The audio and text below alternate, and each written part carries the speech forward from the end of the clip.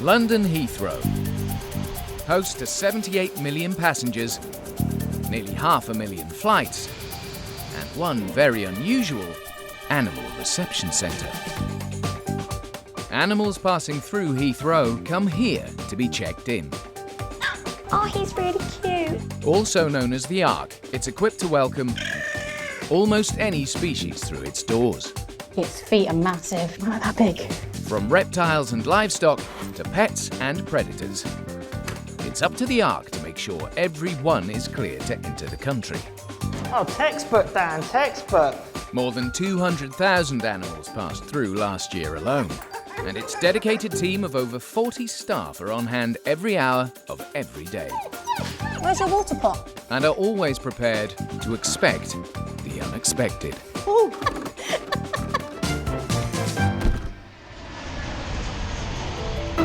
Today on Animal Airport. We can't really tell where one starts and the other one finishes. A mammoth shipment of 2,000 creatures needs checking in. Well, we're exactly halfway. A Siberian cat needs attention. There is blood on the door. That's a little bit right there. And it's raining cats and dogs at the centre. As we've got no kennel spaces, Kira's in a lion's cage.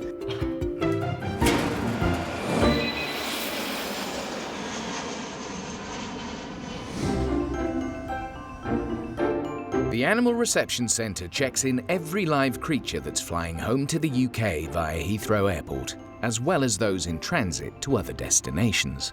And Supervisor Chris has been called to deal with a shipment of 2,000 reptiles and amphibians from Ghana that's heading to a pet business in Virginia, USA. So I've been called in to start my shift early, and apparently we've got some reptiles to release because they've missed their flight. It's obviously mainly cats and dogs that we see. However, you name it, we've seen it. We get the odd crazy reptile shipment in. Okay.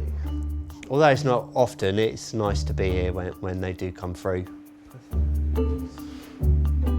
200 pythons in here, 300 monitors, 400 pythons in there.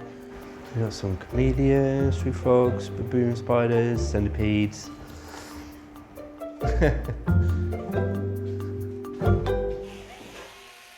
Some are safe to remain in their containers, but others will definitely need to be released while they wait for their new flight to be scheduled. The chameleons we've got to prioritise first because obviously they're quite delicate in travelling and can get dehydrated rather quickly. This is going to be the time-consuming bit, is the unwrapping all of them. Number 1. Come out, little fella. And you're on. 1 down. It's quite warm in this room. Ideal for them, but not good for me. Whoa. Bit bigger. Meanwhile, in the large animal den, Supervisor Shannon and apprentice Bradley are dealing with the 160 tree frogs that also need some urgent attention. So we just need to clean their tubs, and also we don't want them to get really, really dry because they're amphibians, so we're just giving them sort of fresh sponge water as such with dechlorinated water, just making sure they're okay and they're nice and fresh. Cleaning the tubs means every single frog needs to come out to get the job done. Right, I'm going to tap him, okay? Yep. Got him? Yep. Okay. Perfect. 1 down, 159 to go. The enlarged, sticky tips of the tree frog's fingers and toes give them better grip when moving around in the trees. Yep. Cool. Or in this case, the walls. Okay. They're not getting the jump on the staff, though. Got him. That one likes to keep us on our toes. 2 hours later, and Chris has finally finished releasing the chameleons. Chameleon number 100. There he is. But there's no time for a rest. 300. No monitors. They're quite funky looking though. Quite like these guys. There you go, little fella. Be the first one.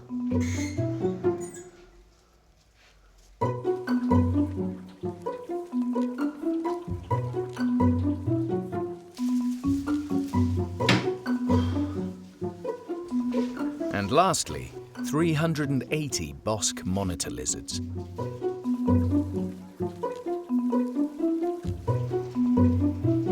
Started at 7 and now it's 1:30, so a lot of hours.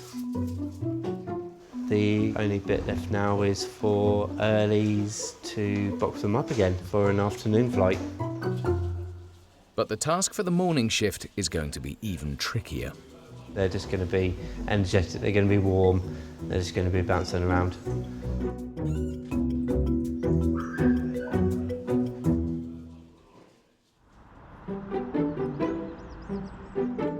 While creatures in commercial shipments usually travel together en masse, pets often fly solo. In the loading bay, a lone Siberian cat from Russia, called Aqua, has caught Supervisor Kaylee's eye. Hi. He's really cute. Although considered an ancient breed, Siberian cats were only introduced to the UK in 2002. Since then, they've won a lot of fans for their good looks and calm and loyal personalities. But all's not calm with this one. There is blood on the door, though. There is? Yeah, a little bit right there.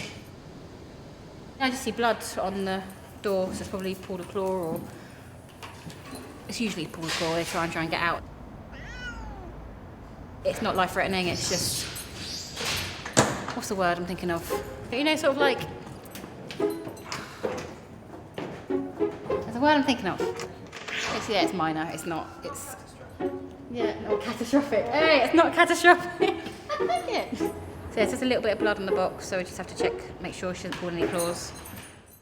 Supervisor Suzanne is on shift in the cat wing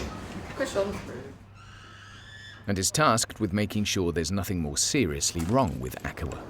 Just a little bit of blood there and there. Your box is too small.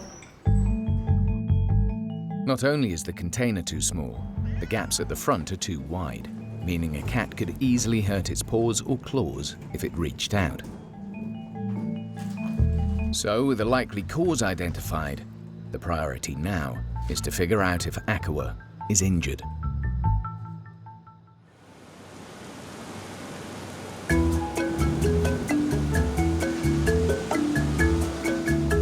Airside, Animal Health Officer Stu is collecting a large shipment of animals off a flight from Brisbane, Australia. So yeah, we're just picking up 9 dogs and 6 cats, so 15 in total, just from one flight. Feels like most of Australia's come over, so we're going to try and play a good game of Tetris and try and get them all in. We've been taught how to stack everything properly, and so everything's tied down and efficiently, so it's not going to fall over, or like obviously get crushed or anything like that. Hopefully we have enough space. As Stu arrives on stand, he gets a call from Animal Health Officer Heather, who's airside on a pickup from a Dubai flight. Yeah, I was going to call you because I can't. I've got 3 more dogs to pick up off this flight, and they won't fit. Where are you? I'm in 308. 308, give me 2 minutes, I'll come give you a hand. I'm literally in 301. Okay, cool, thank you. All right, sweet, bye. Stu heads over to help get all the animals loaded onto Heather's van as quickly as possible after their long flights. You all right, madame? So yeah, what we want to do is get all your big boxes to the back, and then you want to pop all the little cats and stuff on the on top. Yeah. All right. So if you look, kitty cat's not going to fall out there. Yeah. And then obviously these guys, the only problem is tipping. So what I'm going to do, I'll tie these guys down. Slide him in there. There you go. Lovely and secure. Thank you. That's all right. Is that all you've got? Yeah, Cool. Have fun. I'll catch you a bit later, yeah? See you in a bit. With all the animals now loaded safely onto Heather's van, Stu dashes back to his flight. You alright, dude? Yeah, all good. Meant to be expecting 9 dogs and 6 cats in total. Absolutely mental. And they definitely haven't brought the Australian sunshine with them.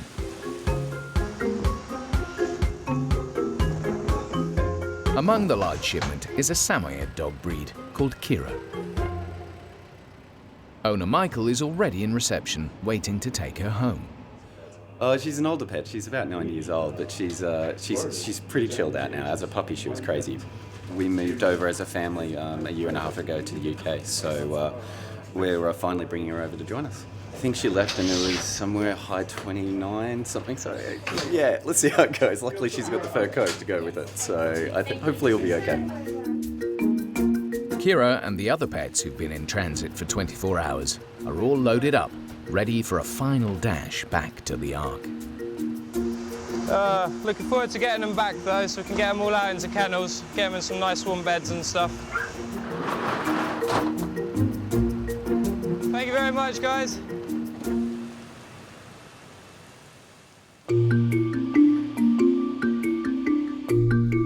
At the Animal Reception Centre, the reptiles and amphibians from Ghana who missed their plane are now due to be boxed up ready to fly out of Heathrow to the USA.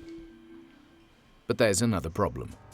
The new plane has been grounded for a further 24 hours by a mechanical failure.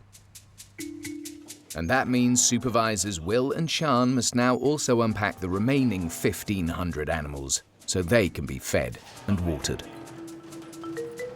I really don't think mentally I was prepared for the amount of animals we were about to try and find space for. I don't think I'd quite grasped how big of a task it was going to be.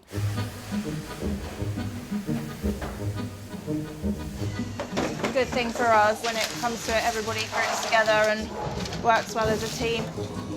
They make a start with the snakes, sand boas, and a knot of Calabar pythons. Where do you start? It's like unwrapping a present. Well, there's meant to be 4, but we can't really tell where one starts and the other one finishes, so... We think they've just kind of bundled themselves together just to kind of keep the heat in, because where they've been packaged for so long, and they've not had any source of heat, so I think they're just doing it to kind of keep their heat together. We just need to double check that whatever we receive is what we're putting in the bivs, so we can make sure there's a definitive count.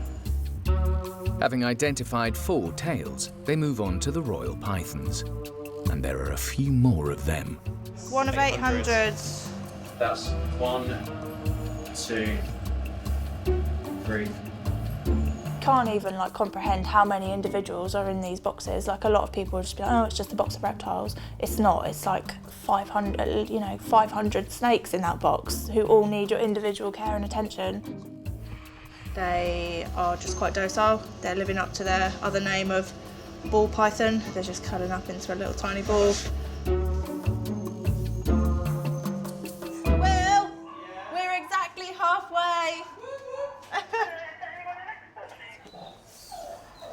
One of the first things they're all doing is going straight to the water, and I can just see them all now drinking, and it's really, really satisfying knowing that we are making a difference.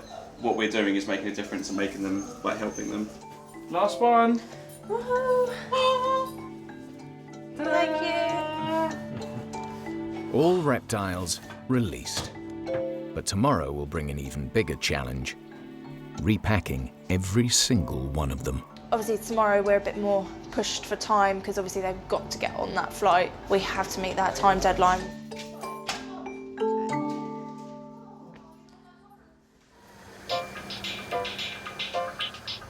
Animals are constantly checking out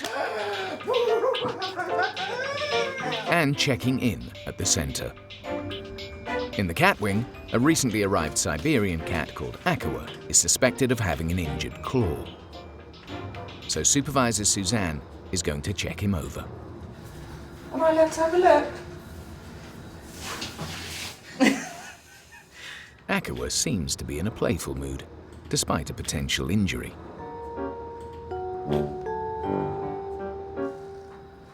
Nothing obvious, is there? I don't want to annoy it too much. But there's no blood on the floor or anything like that, so... And clearly it's very relaxed. So I'm not too concerned. All claws present and correct, but the centre will let the owners know to replace the container for any future travel. Cats normally hate me, so this is quite good. All that's left for Aqua to do is relax while his rabies paperwork is checked.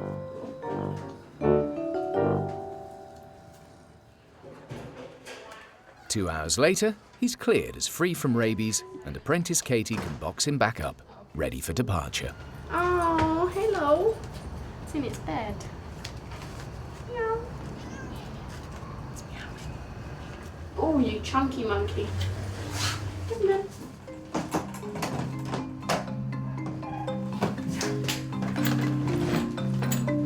And in the loading bay, his courier awaits for the last leg of his journey.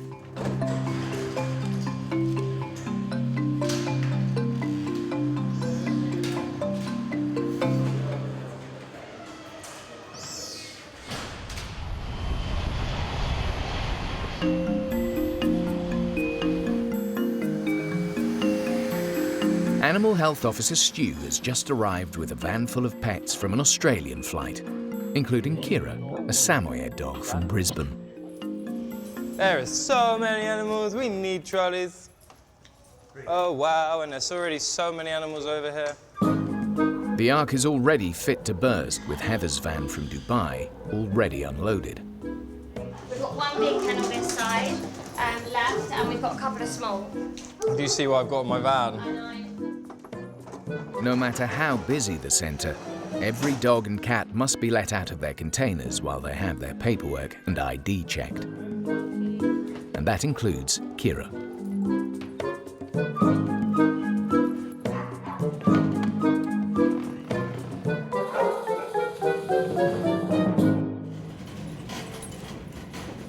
We can never obviously be 100% ready for anything that comes in at any one time, so we tend to adapt and use what we have to try and obviously make up for what we don't have. And when they have a lack of dog kennels, they can always use something else. Hello. As we've got no kennel spaces, Kira's in a lion's cage. It's absolutely fine, so we're just trying to get them out so they've got somewhere to go to the toilet, have a wee and possibly just lie down and feel a bit more comfortable, really. It's not long before Kira's paperwork is checked and she's confirmed as rabies-free. She's a good girl. After a year and a half, she can at last be reunited with owner Michael. Hello. Huh? Hello, how are you? Hello, girl. Hey, Kira. Has it been a while since you've seen her? Yeah, a year and a half. Oh, wow. Yeah. Oh. Good girl, Kira. Sit. Oh, you're out of training. Right, come on.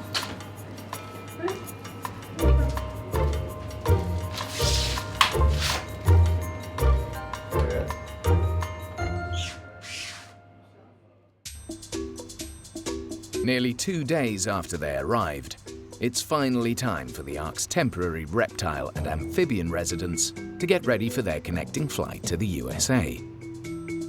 And there's no time to waste for supervisors Will and Sean to repackage all 2,000 of them. 7, 8. So far, we've nearly got a room and 2 boxes done. So I think we're at a good pace. But there's a balance between pace and thoroughness. But just when everything was going so well, 2 of the royal pythons have gone AWOL. We did unfortunately have a couple that managed to escape. Snakes seem to be particularly good at finding a way to get out. 3, this one's got 3 in it. Part of the reason why you have to be so thorough when you count them out, so when you're putting them back into their bags and their boxes, we can count for every single one. How did he get out? There's not even a hole. Just one down now. We found one coiled around the heat cable at the back, which is where we would kind of assume that they would be. But one is currently still MIA. But he couldn't have got out of the room. When the doors are shut, the room's sealed. How did he get out? Right, that's good. I probably just wanted somewhere to hide, so... Both royal pythons are caught, Big relief. but the pressure is still on to keep packing. A little bit more caution today, but then we don't really have too much time to be cautious. Working to a time limit today, we weren't yesterday, so... Yesterday they were cold, so they weren't massively active. But today they're a bit angrier. I'm watching you. The difference between when we released them, they were very docile, very quiet, to when we actually got them out of the vibs where they've had the heat and they've had the UV. You know, it's like they had a new lease of life. They were trying to eat my hands.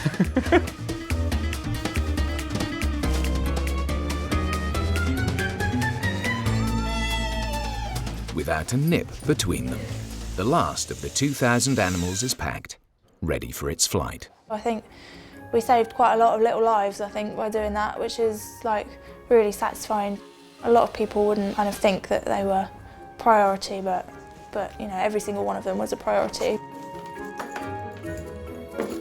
I think you'll find we've completed this with 4 minutes to spare. 4 whole minutes? 4 whole minutes, yeah. It's a massive achievement for the team. Tired. Tired, thirsty, hungry, broken.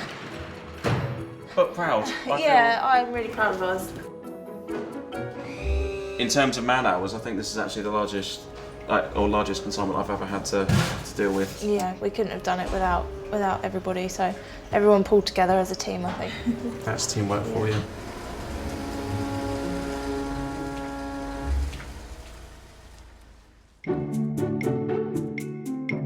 Akawa the Siberian cat got couriered home, door to door. Kira is happy to be back with her family. And the 2,000 reptiles and amphibians made it in time for their flight and arrived safely in the USA.